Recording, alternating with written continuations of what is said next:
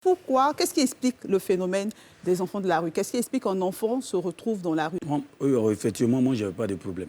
Parce que moi, mon père vivait, mais j'ai eu des... Parlez un peu plus fort. Pour mon père vivait. Okay. Mon père était marin, puis j'ai eu un peu de difficultés familiales. Donc de là-bas, il y a un ami qui m'a pris, qui m'a envoyé au plateau, du nom de Pancho.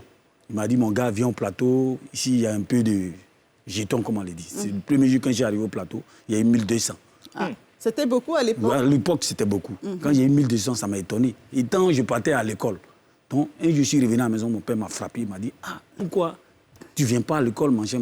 Je me suis mis en colère. Il me dit, pourquoi il me frappe? Donc, directement, je suis resté dans la rue. Et la difficulté dont tu parles, là, c'est quoi? Il s'est remarié, c'est ça, ton papa? Mon papa, non. C'est-à-dire, mon père m'a frappé. Mais avant que vous ne vous retrouviez dans la rue, justement, oui, voilà. ce dont elle veut parler, qu'est-ce qui s'est passé? C'était quoi les difficultés qui ont fait que l'ami en question, justement, est venu vous chercher? Il y avait des réalités à la maison, quoi. Il n'y avait pas les moyens financiers. Tu n'arrivais pas à manger, mort subite une fois par jour. C'est un peu compliqué, la famille, et puis le père, ça n'allait plus.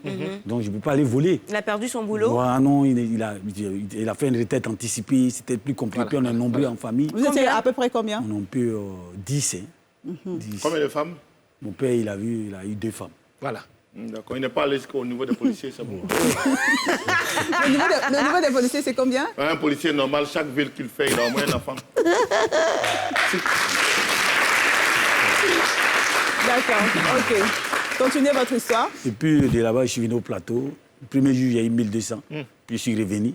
Après, encore, je voyais que c'était un peu... Il dit, ah, le plateau est mieux. Parce que je suis là-bas, quand je dors, quand je reviens, c'est 1500, 1800.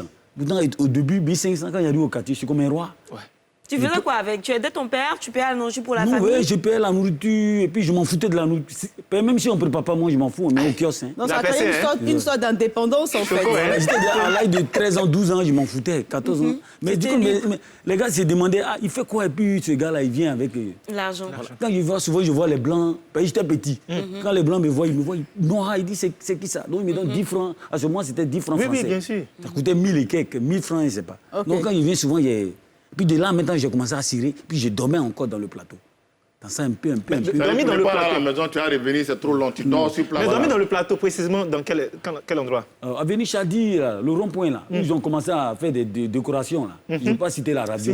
Non, mais bien sûr, Avenue Chardy, c'est nostalgie. Nostalgie, voilà, nostalgie. Et le coin, le milieu. Je ne connais pas bien le plateau, donc... En fait, très bien demande, tu dormais où? À nostalgie. Voilà, la pyramide, là. Devant la pyramide. Tu vois, même le sol où tu avais il y avait des coins, des cachets. Il y avait le cinéma Le Paris. Oui. Le début, il y avait un couloir dedans. Ouais, nous, on entrait, on partait dormir là-bas. Et les affaires étaient stockées où ça? Les affaires, on mettait dans le cinéma. Ah, il y avait des affaires? Oui, on avait des habits, machin. Et vous preniez vos douches où?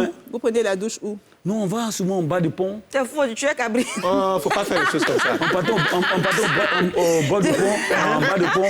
Puis là-bas, il y avait les trucs, comment on appelle, la mairie mettait des trucs, je ne sais pas quoi, des cheminées d'eau. Même souvent des gens qui passaient en voiture. C'est ça, on avait bien de foule là, ensemble. Voilà. Les gens qui passaient en voiture, il y a des personnalités passées, donc ils sont là, ils regardent, ils sont étonnés, ils voient. Et puis c'est pas moi seul, hein. C'est un bon, comme on l'a dit, un groupe. Et puis tous vous êtes venus comme ça. À peu près combien de personnes? 10, 5 personnes. Celui qui finit, chacun a son. D'autres qui étaient à Bobo, à Djamé, dans le groupe, on ne savait pas qui est qui. Et ton père t'a pas cherché? Mon père, mais en ce moment, il ne me cherchait pas. Ils s'en foutaient. Il s'est dit non, peut-être. Ah, il est parti. Ah, mon père, c'est un ancien marin, donc il s'en foutait. Hein. Il dit, il ne s'inquiétait pas. Quand je viens le lendemain, il est là, il est venu, il n'est pas venu. Lui, il s'en foutait. Hein.